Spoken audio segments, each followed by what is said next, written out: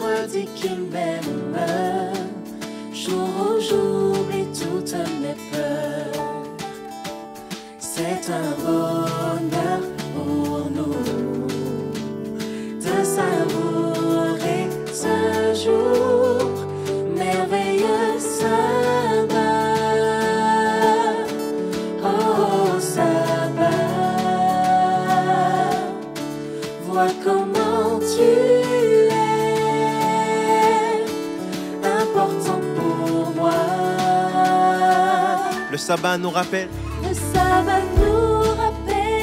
la création, la beauté du soleil levant, le chant des oiseaux et le souffle du vent. Dès qu'il se termine, j'attends le suivant.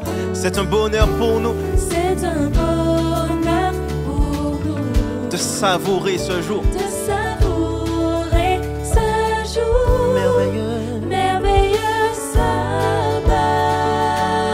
Sabbat. Oh sabbat, vois comment tu es important pour moi. Précieux sabbat, oh sabbat, vois comment tu es important pour moi. Merveilleux, merveilleux sabbat, oh sabbat, vois comment tu es important pour moi. Précieux sabbat, oh sabbat,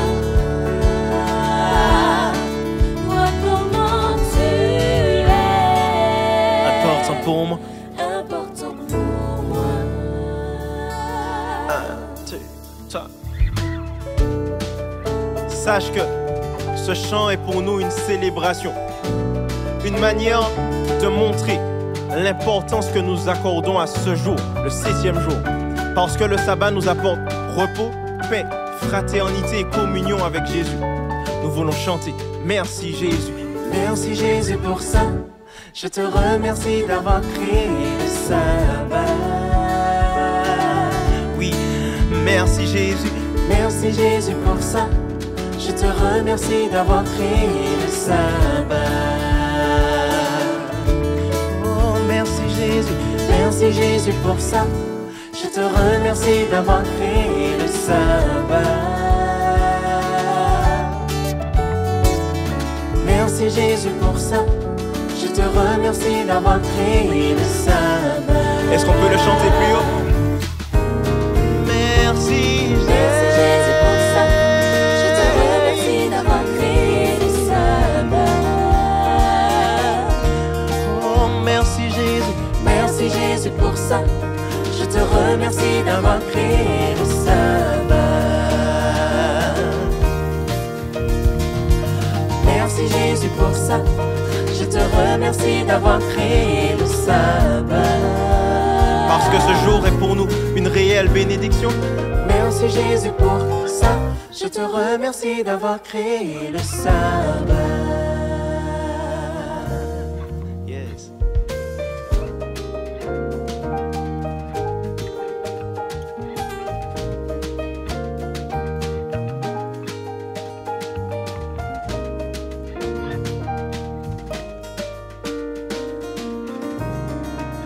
Tout ce que nous rappelle le sabbat est merveilleux. Et le vivre, c'est comme déjà être prêt pour l'éternité. Qu'en pensez-vous? Je vous laisse en compagnie de Pasteur Alfonso qui nous donnera, je le pense, des éléments de réponse.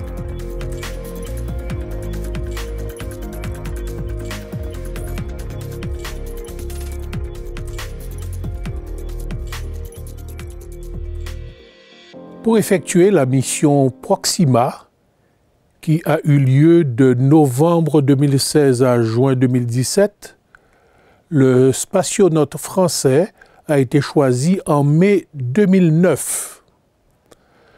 Thomas Pesquet a dû suivre une formation intense de 7 années avant d'atteindre l'espace et de devenir officiellement un spationaute. Vous voyez, autant d'années parce qu'il fallait qu'il soit en immersion pour accomplir cette mission. Comment se préparer sur Terre à vivre en la présence de Dieu et au ciel? Comment se préparer sur Terre à passer l'éternité en la présence de Jésus? Certainement, il y a lieu de se préparer. Les différentes formes de préparation, je vais vous les présenter. Il y a la préparation qu'on pourrait appeler l'hygiène physique. Selon 1 Corinthiens 6, 19 et 20, « Ne savez-vous pas que votre corps est le temple du Saint-Esprit qui est en vous, que vous avez reçu de Dieu et que vous ne vous appartenez point à vous-même. » Donc glorifiez donc Dieu dans votre corps et votre esprit qui appartiennent à Dieu. Car vous avez été rachetés à un grand prix. Glorifiez donc Dieu dans votre corps et dans votre esprit qui appartiennent à Dieu. Une préparation physique. Certainement, avec les personnes que Dieu placera sur votre chemin, vous allez approfondir cet aspect-là.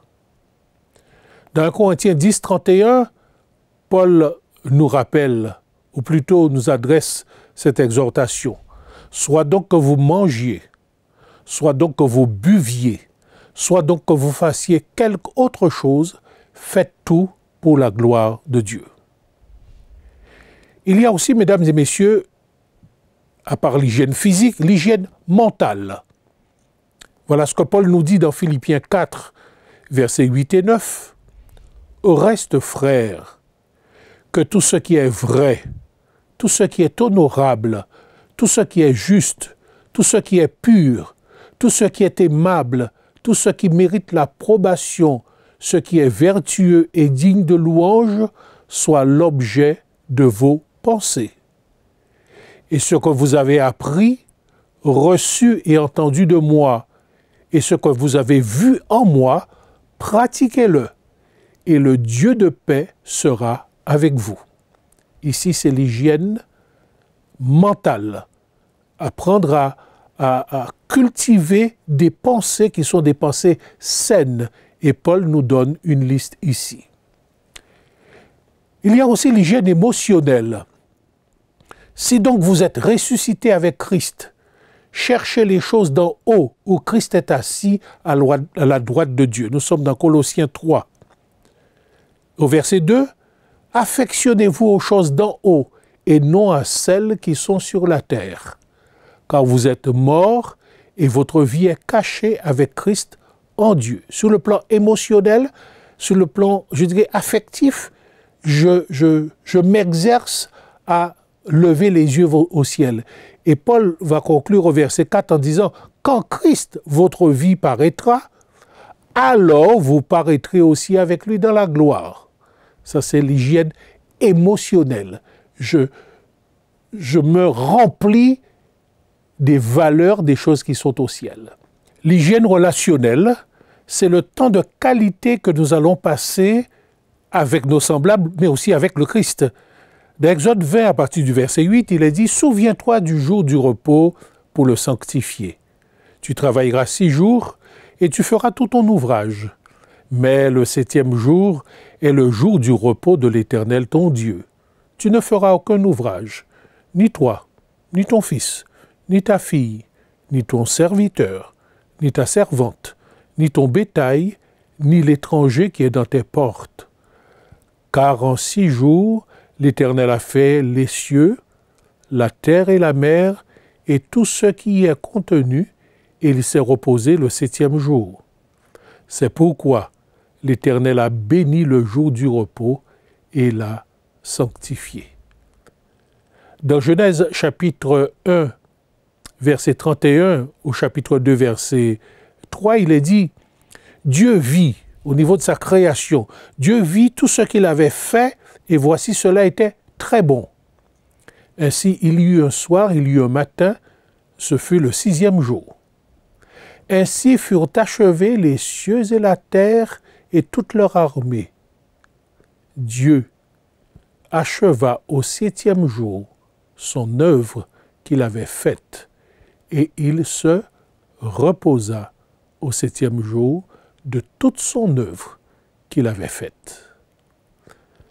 Dieu bénit le 7e jour, Dieu bénit le 7e jour et le sanctifia, parce qu'en ce jour, il se reposa de toute son œuvre qu'il avait créée en la faisant. Dans le récit de la création, chaque fin de journée de création est ponctuée par ce refrain « Il y eut un soir et il y eut un matin, ce fut le 1er, 2e, 3e, 4e, 5e, 6e jour. » Mais vous constatez avec moi que ce refrain n'est pas utilisé pour le 7e jour. Pourquoi? Parce que le 7e jour est le jour du repos de l'Éternel. Son calibrage n'est pas comme le calibrage des 6 premiers jours qui appartiennent aux humains, mais son calibrage est un calibrage temporel, relié au Dieu qui est éternel. Je reprends ce que nous disions tout à l'heure, hygiène. L'hygiène physique, comment vais-je nourrir mon corps? L'hygiène mentale, de quoi mon esprit sera-t-il nourri? L'hygiène émotionnelle, quelles seront les choses qui vont attirer mon attention le plus? Et Paul nous invite à regarder, à nous affectionner aux choses qui sont dans le ciel. Je dirais même à nous préparer, nous exercer à utiliser le langage du ciel, à voir les valeurs du ciel. Et puis, il y a cette hygiène relationnelle, le temps de qualité que l'on va passer avec les autres, puisqu'on est disponible. Dans Exode chapitre 20, verset 8, il est dit « Tu ne feras aucun ouvrage, ni toi, ni ton fils, ni ta fille, ni ton serviteur, ni ta servante, ni l'étranger qui est dans tes portes. » Voilà une journée où on est libre, on n'a pas d'inquiétude concernant les biens matériels, en quelque sorte.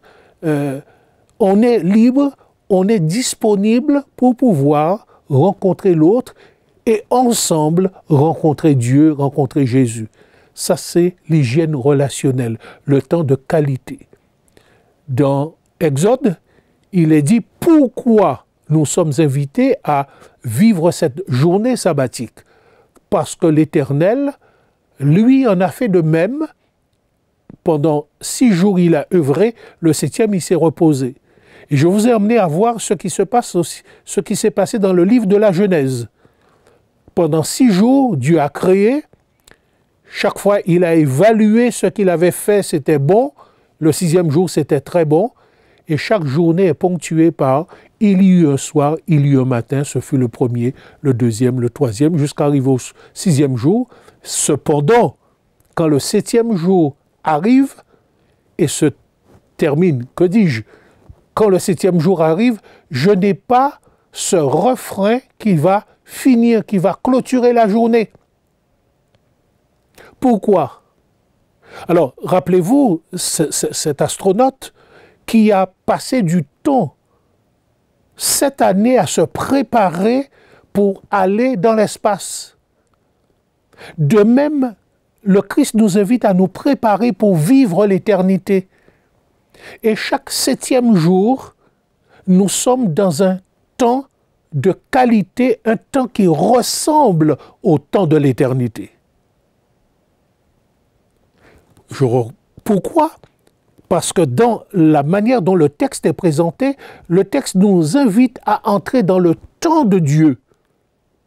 Et ce temps de Dieu n'a pas de borne, matin, soir. C'est un temps ouvert. Et ce temps ouvert est un symbole, est une image, est un prototype de l'éternité. Alors, je vous dirai, si vous voulez apprendre à vivre l'éternité, ou si vous voulez connaître le sens de l'éternité, la valeur de l'éternité, eh bien, chaque fin de semaine, cessez vos activités et immergez-vous dans un temps symbolique qui représente l'éternité. Je trouve ça extraordinaire de la part de Dieu, de nous d'emmener notre foi au sommet de sa pleine forme. Et ainsi, physiquement préparé, mentalement préparé, émotionnellement préparé, mais aussi relationnellement préparé, puisqu'on a appris durant notre vie terrestre à fréquenter Jésus, à être avec Jésus, à passer du temps avec Jésus. 24 heures, c'est symbolique, mais 24 heures d'intensité afin de pouvoir nous exercer à vivre l'éternité. Mesdames et messieurs, si vous voulez comprendre l'éternité, apprenez à passer chaque sabbat avec Jésus. Car le sabbat est aujourd'hui un marqueur d'éternité. Mais cela va beaucoup plus loin. Dans Isaïe 66, verset 23, le prophète écrit de la part de Dieu. Et là, ça se passe dans l'éternité. À chaque nouvelle lune et à chaque sabbat, toute chair viendra se prosterner devant moi, dit l'Éternel. Je fais deux remarques. La première, aujourd'hui, le sabbat est un marqueur de l'éternité, nous met en phase avec l'éternité. Ça, c'est pour aujourd'hui. Mais quand l'éternité sera là, c'est-à-dire quand nous serons pleinement avec Jésus, vous avez vu que selon le texte d'Ésaïe 66, le sabbat sera encore présent. Alors, le sabbat sera un marqueur dans l'éternité. Aujourd'hui, marqueur de l'éternité, me renvoie à l'éternité, me met dans la perspective de l'éternité. Et nous aurions pu dire, mais quand l'éternité arrivera, le sabbat va disparaître. Et nous voyons que sa force, sa pertinence est encore là, et le sabbat devient un marqueur dans l'éternité. Puisse Dieu vraiment vous accompagner dans votre cheminement. Et nous avons parlé d'échelle de valeur en ce qui concerne les 10 paroles d'Exode chapitre 20. Nous avons vu que dans ces 10 paroles, le sabbat y est, et que Dieu souhaite que nous soyons pleinement disponibles, pas seulement vous, mais ceux qui vous entourent, que tout ce petit monde soit disponible, disposé à vivre ce marqueur de l'éternité, et qu'ensemble, nous soyons portés ou transportés le jour où Jésus reviendra dans un sabbat qui sera marqueur dans l'éternité. J'ose espérer qu'une telle expérience, vous voulez aussi la vivre. Il y aura des difficultés dans les temps qui vont venir. Le sabbat sera un enjeu particulier. Mais rappelez-vous, et n'oubliez jamais, et je répète encore ces deux aspects, le sabbat aujourd'hui marqueur de l'éternité et demain dans l'éternité. Donc c'est un jour que je ne peux pas gommer, que je ne peux pas enlever. Je ne peux pas l'enlever, je ne peux pas enlever ce marqueur-là, puisque Dieu l'a voulu ainsi. De quel droit vais-je proposer autre chose qui n'est pas marqueur? Vous saisissez? On aurait pu prendre un autre jour de la semaine, mais cet autre jour de la semaine n'est pas marqueur, puisque nous avons lu dans Genèse chapitre 1er que chaque jour, jusqu'au 6e, a un refrain. Il y a un soir, il y a un matin. Je ne peux pas prendre un jour qui est, qui est calibré en temps et l'utiliser pour représenter l'éternité, pour représenter le sabbat. Ce n'est pas possible. Mais quand le 7e jour de la semaine arrive, le samedi, je rentre dans un marqueur, et ce marqueur-là, c'est le marqueur de l'éternité, et plus tard, marqueur dans l'éternité. J'ose espérer que ce message, vous l'avez reçu parfaitement, que vous l'avez accueilli, et que Dieu vous accompagnera pour que votre foi puisse atteindre sa pleine forme, sa grande forme, et que cela soit pour votre bonheur.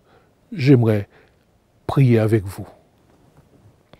Éternel Dieu, ta dimension nous dépasse. Ton caractère nous dépasse. Tout ce qui vient de toi nous dépasse. Et pourtant, tu as voulu mettre à notre portée des éléments pour nous permettre de comprendre ta grandeur, comprendre ta magnificence.